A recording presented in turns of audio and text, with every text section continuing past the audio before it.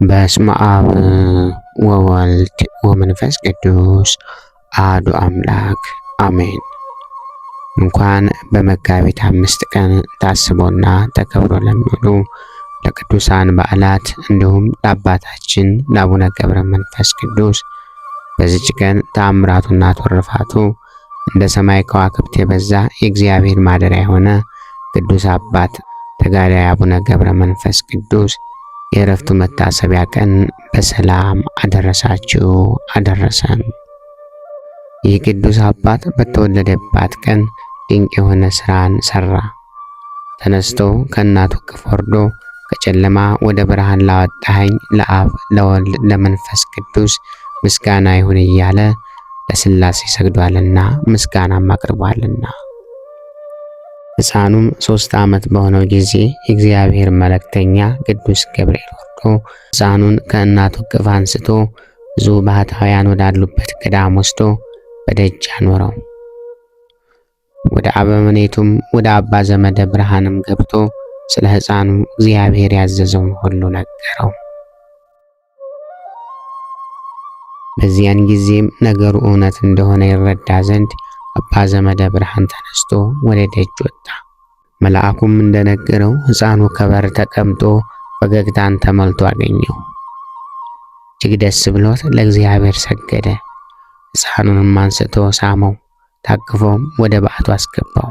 በፍቅር በሥነ ሥርዓት አሳደገው።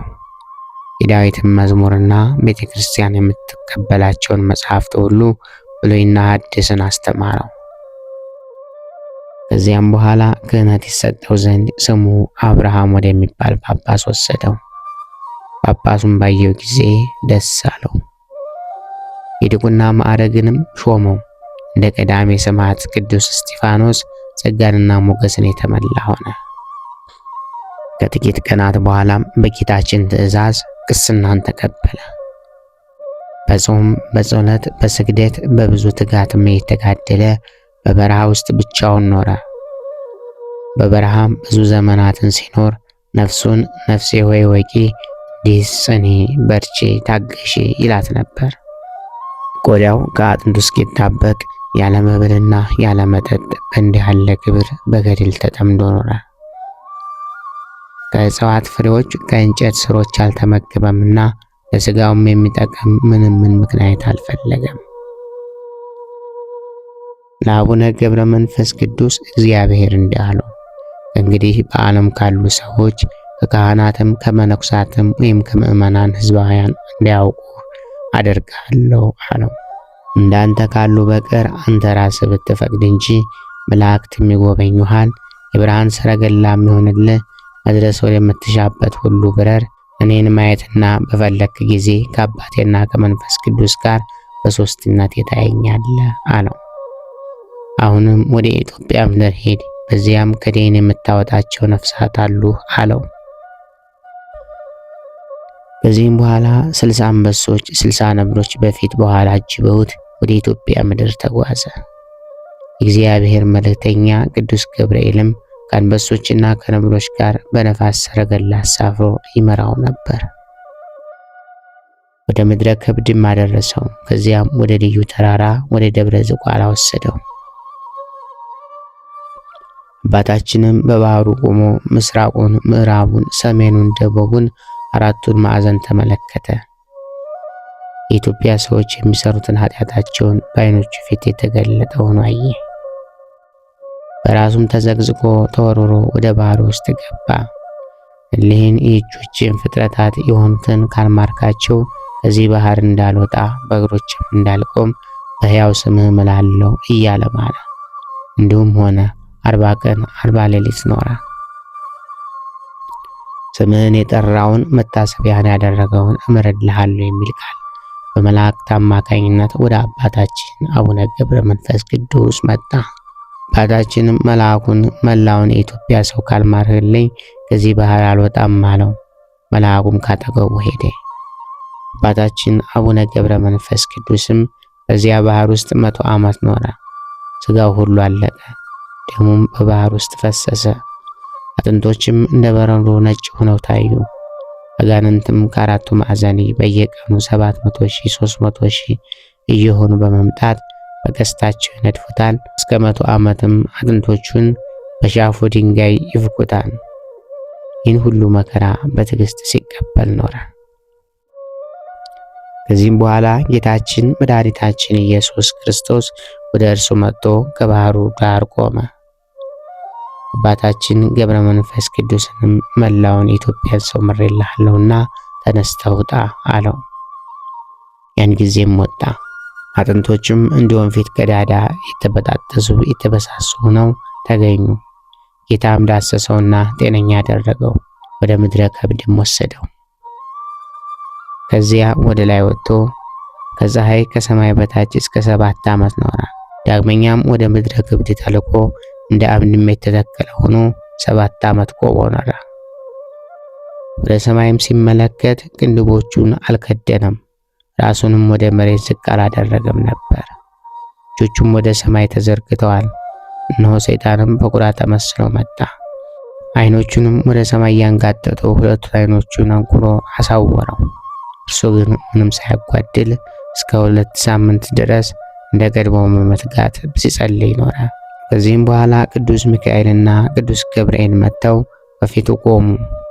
በሁለቱ ዓይኖቹ ላይ እፍ ያሉበት፣ ብርሃንም ተሰጥቷቸው እንደ ቀድሞው አዩ። ከሰማይ ታላቅ ኃይል ተሰጥቷልና ጠላቶችን ትበቀላቸው ዘንድ ወደ ዝቋላ ሂድ አሉት። ከዚያም መላእክት ካጠገቡ ሄዱ። እርሱም ተነስቶ ወደ ዝቋላ ተጓዘ። በጎዳናም ሲጓዝ 3 ሽማግሌዎች ከእንጨት ጥላ በታች ተቀምጠው አየ። አባታችንም ባያቸው ጊዜ ልሰወራቸው ብሎ በልቡ አሰበ። እነርሱም ፈጥነው በእግዚአብሔር ዙፋን ተባጥረናልና ሶስታችንንም በጀርባህ እያዘልክ አንዳንድ ምዕራፍ ሸኘኝ እንጂ አትተወን አሉት። በመጣም ጊዜ ሁለመናቸው ሽበት የከበባቸው የደከሙ ሽማግሌዎቹን አገኛቸው። አንደኛውንም አንስቶ በጀርባው አዘለው፣ 1 ምዕራፍ አደረሰው። ሽማግሌውን ከዚህ አሳርፈኝ፣ አንተ ደግመሃል፣ የማትበላ የማትጠጣ ስለሆንክ አለው። አባታችንም ሽማግሌ ሆይ በምን አወከኝ አለው። ሽማግሌውም ሄደህ ባልንጀሮችን አምጣልኝ አለው። ተመልሶ ሁለቱ ወዳሉበት ደርሶ ሁለተኛውን ሽማግሌ በጀርባው አዝሎ ወደ ቀደመው ሽማግሌ አድርሶ አብሮ አስቀመጠው። ሶስተኛውም ተመልሶ ሶስተኛውን ሽማግሌ አዝሎ ሁለቱ ወዳሉበት አድርሶ በአንድነት አኖራቸው። አባታችንም አቡነ ገብረ መንፈስ ቅዱስም እነዚህ አረጋውያን እናንተ ከወዴት ናችሁ? መዓዛችሁ ልብ ይመስጣል፣ እጅግም ደስ ያሰኛል አላቸው። እነርሱ ግን ተነስተው ቆሙ። 1 ሲሆኑ 3፣ 3 ሲሆኑ 1 መሆናቸውን ገለጡለት። የአባቶች አለቃ አብርሃም እንዳየ ያን ጊዜም የእግዚአብሔርን የጌትነቱን ክብር አየ። የነ አረጋውያን ፊታቸው ተንቦግቦጎ ከፀሐይና ከመብረቅ ብልጭታም 7 እጅ በራ። አባታችን በምስጢራት ጎርፍ የተዋጠ ሆኖ ፈራ፣ ተንቀጠቀጠ፣ በምድር ላይም ወደቀ። ሕልምን የሚያልም መሰለው። ከዚያም ጌታችን አባታችንን አነቃውና 100 ዓመት ያህል ሥጋን ሲነድፉ አጥንቶችን ሲፍቁ የኖሩ አጋንንት እንዳጠፋቸው ዘንድ ወደ ዝቋላ ተራራ ውጣ አለው። እኔ እንደወሰድኩ ባለማወቃቸው በባህር ውስጥ አለ በማለት በትዕቢት ላይ ናቸው። 7ቱ ሊቃነ መላእክትም ይረዱሃል፣ መባረክትም በፊት በኋላ ሆነው ይከተሉሃል አለው። ያን ጊዜም አባታችን አቡነ ገብረ መንፈስ ቅዱስ በመብረቅ ላይ ተጭኖ በረረ። እነዚህ አጋንንት ወዳሉበት ወረደ። ደመናትም ከበቧቸው። መላእክትም በእሳት ሰይፍ መተሯቸው፣ በመብረቅም ማጨዷቸው። አመድም ሆነው በነፋስ በተኗቸው። የእነዚህ አጋንንት ቁጥራቸው 700,000 እልፍ ከ1,000 ነበር። ከዚህም በኋላ ጌታ ክርስቶስን የካዱ ወዳሉበት ወደ ምዕራብ ሀገር ወሰደው። ነገስታቱና መሳፍንቱ መኳንንቱን በሚወጡበትና በሚገቡበት ጎዳና ላይ አቆመው። ጌታችንም በዚች ጎዳና ብዙ መከራ ያገኛል፣ ግን በርታ ታገስ ብሎት በዚያው ተወ። በዚያም ጊዜ የአረብ ንጉሥ ጣዖታቱን አስይዞ መኳንንቱን ሰራዊቱን አስከትሎ በዚያች ጎዳና መጣ። አባታችንም አቡነ ገብረ መንፈስ ቅዱስን በጎዳና ውስጥ በተገናኙት ጊዜ ጣዖታቱ ወድቀው ተሰባበሩ። ንጉሡም አባታችንን ባየው ጊዜ አንተ ጠጉር ለባሽ ምንድነህ? ሰው ነህን? አለው። አባታችንም አሁን ክብር ያለው የኢየሱስ ክርስቶስ ባሪያ የሆንኩ ሰው ነኝ ብሎ ለካህዲው ንጉሥ መለሰለት። ንጉሡም ዳግመኛ አባታችንን በዚህ አይሁድ በሰቀሉት ታምናለህን? አለው። አባታችንም በሰው ፊት ሁሉ አምንበታለሁ፣ ስለ እኔ በተሰቀለው አላፍርበትም። ስለ እኔ ብቻ የተሰቀለ አይደለም፣ ስለ አንተና ከአንተ ጋር ስላሉትም ነው እንጂ አለው። ንጉሥ ሆይ የዘላለም ሕይወትን ታገኛላችሁ፣ እመኑበት አለው። ንጉሡም ይህንን ነገር በሰማ ጊዜ ተቆጣ። ሰራዊቱንም ጠርቶ በፍጥነት እሳትን አንድዱ፣ ለተሰቀለው ለናዝሬቱ ሰው ባሪያው ነኝ የሚለውን ጠጉር ለባሽ ወስዳችሁ ጨምሩት አላቸው። የእሳቱም ነበልባል በረጅም ዛፍ መጠን ከፍ ከፍ እስከሚል አነደዱ። አባታችን ግን ንጉሡና ሰራዊቱ ሁሉ እያዩት አልፎ በፈቃዱ ወደ እሳቱ ገባ። እሳቱም እንደ ወንዝ ውሃ ሆኖ ሰራዊቱም እጅግ አደነቁ። እኩሌቶቹም የክብር ባለቤት በሆነ በጌታችን በመድኃኒታችን በኢየሱስ ክርስቶስ አመኑ። ንጉሡም ሲያደንቁ ባየ ጊዜ ፈጽሞ ተቆጣ። ከ77 አርበኞች ጋር በቁጣ ተነስቶ ያደነቁትንና ያመኑትን አንገታቸውን ቆረጠ። በዚያችም ቀን የተቆረጡ 400,000 የሆነው ተቆጠሩ። ንጉሡም የአባታችንን አንገት ሊቆርጥ ሰይፉን መዞ ተወርውሮ ሄደ። ያን ጊዜም ከመብረቅና ከነጎድጓድ ጋር ታላቅ ንውጽውጽታ ሆነ። ንጉሡም ከሰራዊት ጋር አጠፋው። ከካህዲው ንጉሥ ጋርም የሞቱት ቁጥራቸው 400,000 ሆነው ተቆጠሩ። ንጉሡም የአባታችንን አንገት ሊቆርጥ ሰይፉን መዞ ተወርውሮ ሄደ። ያን ጊዜም ከመብረቅና ከነጎድጓድ ጋር ታላቅ ንውጽውጽታ ሆነ። ንጉሡንም ከሰራዊቱ ጋር አጠፋው። ከካህዲው ንጉሥ ጋርም የሞቱት ቁጥራቸው 4,000 ሆነ። ጌታችንም አባታችን አቡነ ገብረ መንፈስ ቅዱስን ጠላቶችንና የኔንም ጠላቶች አጠፋውልህ አለው። አባታችን ግን በመብረቅ የሞቱትን ሬሳቸውን ነፍሳቸውን መላእክተ ጽልመት ወደ ስቃይ ሲወስዷቸው ባየ ጊዜ መድኃኒታችን እኔን ሰውታን ማርልኝ፣ ሰው ሰውትና ከዳተኛ ነውና፣ አቤቱ አንተ ግን መሐሪ ይቅር ባይ ታጋሽም ነህና አለው። አባታችንም ይህን ሲናገር ጌታችን ተሰወረው። አባታችን አቡነ ገብረ መንፈስ ቅዱስም ከዚህ ሄደ። ታላቅ ገደልንም አገኘ። እግሮቹንም በገመድ አስሮ በገደሉ ውስጥ ተሰቅዝቆ ተሰቀለ። ሰይጣንም መጥቶ ያችን ገመድ ቆረጣት፣ ወደ ታችም ተወርውሮ ወረደ። ቅዱስ ሚካኤልም ቀድሞ አባታችንን ያዘው። በእግርህ ላቆም ወይስ በራስህ አለው። በራሴ ቆም ዘንድ ተወኝ አለው። ትቶት ሄደ። በዚያች በራሱ ቆሞ በጥርሶቹ ድንጋይ ነክሶ እስከ 30 ዓመት ኖረ። አንጀቱና ናላው ሁሉ እየፈሰሰ አልቆ መላ አካሉ እንደ እንጨት ቅርፊት ሆነ። ከ30 ዓመትም በኋላ መድኃኒታችን ኢየሱስ ክርስቶስ አባታችን ገብረ መንፈስ ቅዱስ እያለ 3 ጊዜ ጠራው። እርሱም እነሆ ጌታዬ አለ። ጌታችንም እነዚያን ከሃዲዎች ምሬልሃለሁ፣ ከዚህ ተነሳ አለው። ያን ጊዜም የነከሰውን ድንጋይ ትቶ ተነሳ።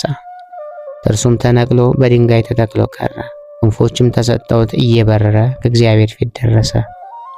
ጌታውንም ከማርክልኝ ከስጋቸው ጋር ተነስተው በመጠመቅ ክርስቲያኖች የሆኑ ብሎ ለመነው። መድኃኒታችን በሽተኞችን ልትፈውስ ሙታን ልታስነሳ ስልጣን ሰጥቻለሁ። አሁንም ወደ ተገደሉት ሂደ በመስቀል ምልክት በላያቸው አማተብ፣ ሕይወት መድኃኒት በሆነ ስሜም አስነሳቸው አለው። ያን ጊዜም በድኖቹ ወዳሉበት ሄዶ አስነሳቸው። አጥምቀውም ክርስቲያኖች ያደረጋቸው፣ ከእርሳቸውም ሄደ። ከዚህ ዓለም የሚለይበት ቀን በቀረበ ጊዜ እነሆ የክብር ባለቤት ጌታችን መድኃኒታችን ኢየሱስ ክርስቶስ እነሆ ተገለጠለት። ስሙን ለሚጠራና መታሰቢያውን ለሚያደርግ እስከ 15 ትውልድ የምህረት ቃል ኪዳን ሰጠው። የዕድሜውም ዘመናት 562 ሲሆን በሰላም በፍቅር አረፈ። ጌታችንም ነፍሱን ተቀበለ፣ አቅፎም ሳማት። በመላእክትም በቅዱሳን ሁሉ ምስጋና አሳረጋት። በመጋቢት 5 ቀን ታስበውና ተከብረው የሚውሉ ዓመታዊ የቅዱሳን በዓላት አቡነ ገብረ መንፈስ ቅዱስ ጻዲቅ፣ አባ ገብረ ሕይወት፣ ቅዱስ አባ ሰርባሞን በምድረ ግብጽ ምንኩስናን ካስፋፉ ታላላቅ አባቶች ቅዱሳን አንዱ፣ አባ ግርማኖስ ጻዲቅ ሶርያዊ፣ ቅድስት አውክስያ ሰማዕት፣ ከክፉ የኃጢአት ሕይወት ተመልሳ ለቅድስና የበቃች እናት ቅዱሳን ስምዖንና ሚስቱ አቅሌስያ የአቡነ ገብረ መንፈስ ቅዱስ ወላጆች ናቸው። ወርሃዊ በዓላት ደግሞ ቅዱስ ጴጥሮስ ሊቀ ሐዋርያ፣ ቅዱስ ጳውሎስ ሐዋርያ፣ ቅዱስ ዮሐንስ ኢትዮጵያዊ፣ ቅዱስ አሞኒ ዘሐኒሶ ከአባታችን ከአቡነ ገብረ መንፈስ ቅዱስ ረድኤት በረከትን ያድለን። የአባታችን ጸሎትና ምልጃ በያለንበት ይጠብቀን። አሜን።